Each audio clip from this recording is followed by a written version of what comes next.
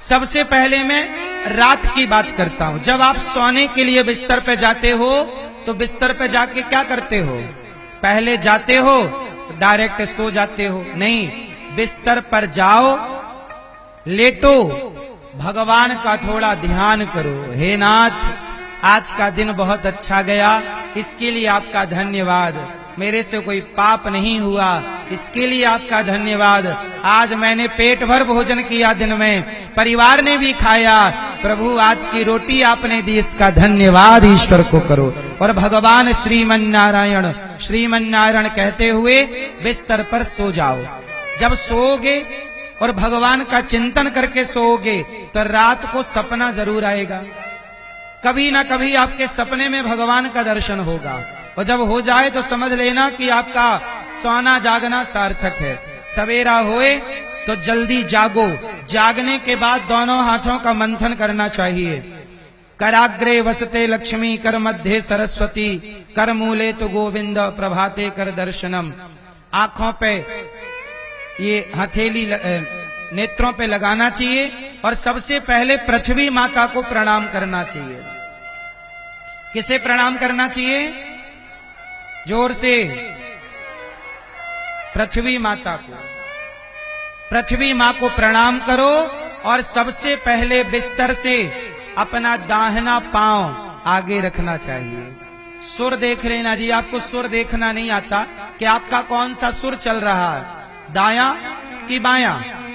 नहीं आए तो कोई बात नहीं। सबसे पहले जमीन पर प्रणाम करो मां भगवती धरती को और दाहिना पांव रखो। पानी पियो 2-4 गिलास सवेरे सवेरे।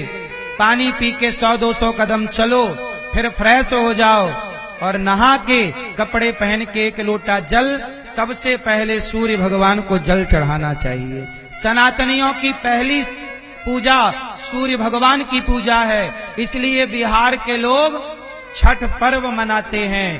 छठ पर्व में पूरी धरती का सबसे बड़ा, सबसे कठिन कोई व्रत है तो छठ पर्व है,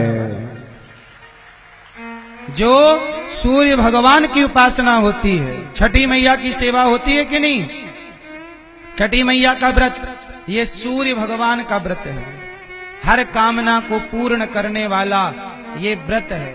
आप तो वैसे भी सूर्य के पुजारी हो, और केवल छठ पर्व पर ही सूर्य अर्घ नहीं, सनातनियों को रोज 1 लोटा जल सूर्य भगवान को, सूर्याय नमः, आदित्याय नमः, भौमाय नमः, खगाय नमः। मैंने एक दिन बताया था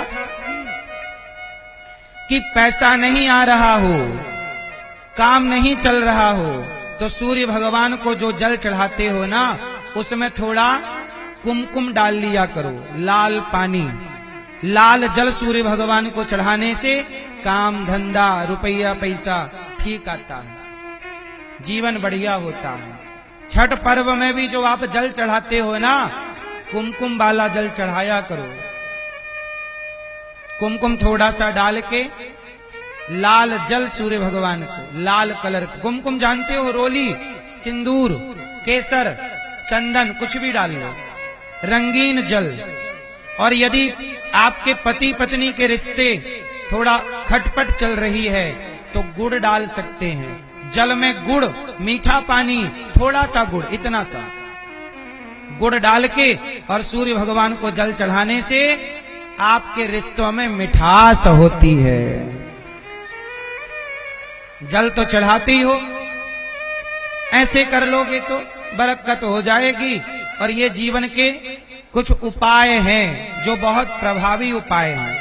तो आप सवेरे जल चढ़ाओ और फिर आप आओ, अपने पूजा स्थल पर बैठो, पूर्व दिशा की ओर मुंह करो और एक थाली उठाओ। थाली पर चंदन से एक स्टार बनाओ। चंदन से एक स्टार बनाओ और उस पर बीच में ओम लिखो। और जब ओम आप लिखेंगे, चंदन से एक थाली उठाइएगा, चंदन से उसमें ओम लिखिएगा, बीच में स्टार बनाइए, यंत्र बना दीजिए। ठीक है? इस तरह देखिए, टीवी पे देखिए, थाली पे क्या बनाना है। देखो, थाली पर सबसे पहले चंदन से इस तरह से यंत्र बनाइएगा और ऐसे ओम लिखिएगा, तुलसी चढ़ाइएगा और उस पर फिर भगवान कृष्ण को बिठाइएगा। आपके घर में जो गोपाल जी हैं इनको बिठाइए और जल से, दूध से, जो आपकी श्रद्धा है, रोज रोज दूध दही ना हो तो पानी, जल से स्नान कराओ भगवान को। जल से, दूध से, दही से, घी, शक्कर, शहद ना होए तो केवल पानी, ना होए तो केवल पानी स्नान कराओ। और स्नान करा के आप बड़े भाव से भगवान जी को उठाओ, एक कपड़े से पोंछो, साफ करो और भगवान जी को वस्त्र पहनाओ। भगवान की सेवा जो आप कर सकते, वस्त्र पहनाओ, भगवान का श्रृंगार करो। फिर आप श्रृंगार करके भगवान को दर्पण दिखाओ कि प्रभु ये रहा आपका श्रृंगार, ये रहा आपका श्रृंगार। फिर भगवान को बड़े प्रेम से आप लोग भगवान को भोग लगाइए। भगवान को जो आपकी श्रद्धा हो, दाल, चावल, सब्जी, रोटी, खीर, पूड़ी, हलवा, मेवा, मिष्ठान, जो सात्विक भोग लगाओ। और भोग ऐसे लगाना चाहिए इस भाव से कि भगवान ग्रहण कर रहे हैं। अच्छा ये बताओ, भगवान खाते हैं कि नहीं खाते? जोर से। फिर कहते हैं कि खाओ, खाते होंगे तो 4 रोटी रखी थी तो चारों वापस आई, एक भी नहीं खाए।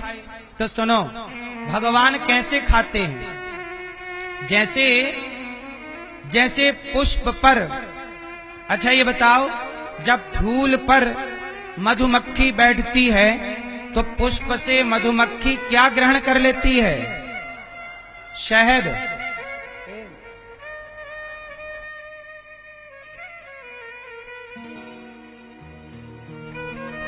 पुष्प से मधुमक्खी क्या ग्रहण करती है? शहद। जैसे पुष्प से मधुमक्खी शहद ग्रहण कर लेती है और पुष्प का वजन घटता नहीं है, उसी तरह दाल, चावल, सब्जी, रोटी जब भगवान को आप लगाते हो भोग, तो भगवान उससे आपके भाव की, श्रद्धा की शहद ग्रहण कर लेते हैं। भाव की शहद, प्रेम की शहद ग्रहण करते हैं और वो वस्तु आपके लिए प्रसाद के रूप में छूट जाती है। तो आप भगवान को भाव से भोग लगाओ और भगवान का कीर्तन करो, श्री कृष्ण गोविंद हरे मुरारी। ये हो गई शारीरिक पूजा।